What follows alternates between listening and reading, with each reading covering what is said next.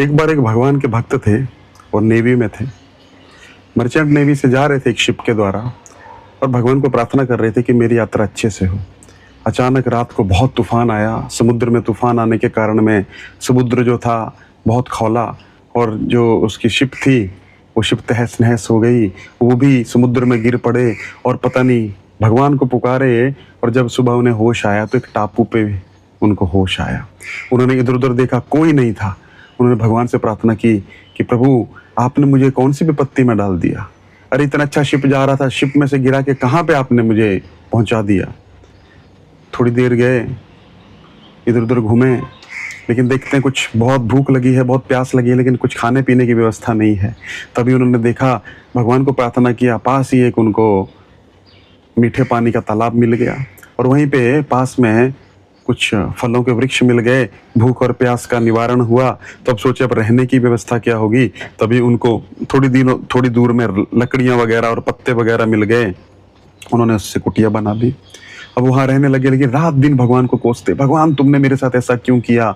लेकिन वो ये नहीं देख पा रहे थे कि सारा समुद्र में जो था वो जहाज जो डूब चुका है, सबकी मृत्यु हो गई, ये बच गए। लेकिन सिर्फ जीवन में कंप्लेन कर रहे थे भगवान को। लेकिन एक दिन क्या हुआ, वो कुटिया में उन्होंने बहुत सहायता प्राप्त करने की कोशिश की, कोई नहीं मिला। लेकिन उनको आदत पड़ गया धीरे धीरे वो जल पीने का, धीरे धीरे वो फल खाने का, लेकिन भगवान को कोसते रहते। एक दिन क्या हुआ, जंगल में गए थे कुछ लकड़ियाँ और कुछ फल एकत्रित करने, वापस आए तो उनकी कुटिया में आग लग गई है। अब बोले भगवान तुम्हारा मन इससे भी नहीं भरा, हमारी कुटिया भी जला डाली जो हमारा आखिरी सहारा था। तो बहुत कोसा भगवान को और पूरी रात वो बाहर सोया। लेकिन सुबह क्या दिखता है, सुबह एक शिप वहां पे खड़ा है आके और कैप्टन उसको उठा रहा है शिप का, उठो उठो उठो चलो हमारे साथ। तो बोलते अरे मैं, आप कौन है। तो बोले अरे मैं कैप्टन हूँ शिप का, और आप यहाँ पे कैसे पहुंचे।